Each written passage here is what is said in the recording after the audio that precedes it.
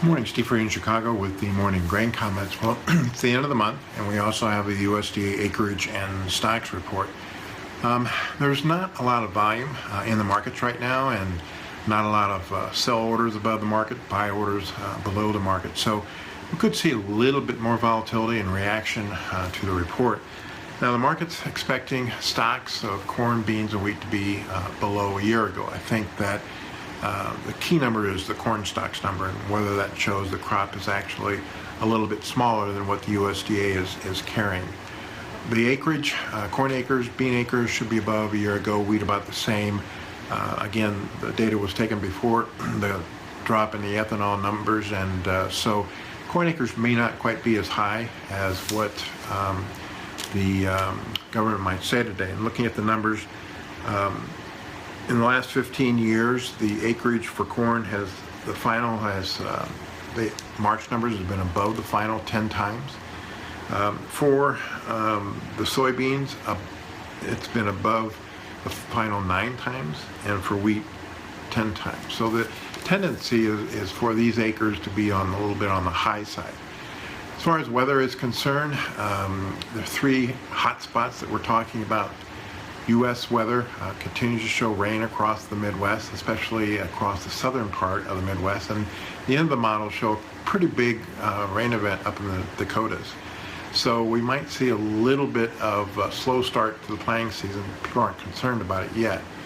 As far as the Black Sea, Russia's dry.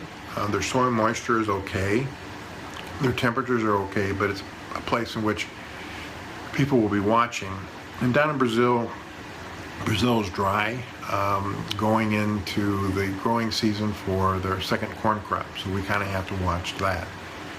As far as any other news, I think we're kind of looking at the wheat ratings.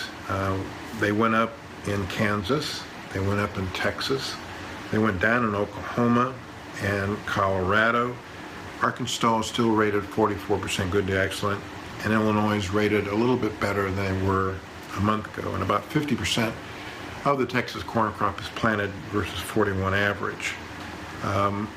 So we'll be watching to see if the bean market either trades below the 870 area on the May or trades back closer to the 890 area. For corn, again, the market's on the defensive. The funds are short 123,000 contracts because of the ethanol situation, and we'll see if corn can break down closer to 330. Or if we get a bounce above 350. Most people want to sell a corn bounce above 350. And the wheat, we're still kind of in a trading range, but let's say $5.60 to $6. We've sold off a little bit here in front of the report, and we're just kind of watching globally to see, number one, the impact that some of the export quotas in the Black Sea has, and number two, talk that some importers are talking about buying wheat and adding to their strategic reserves. Again, stock market's up, dollar's up, crude's up, and gold's down a little bit overnight. As always, these are my thoughts and not those of ADM or ADM Investor Services. Have a safe and profitable trading day.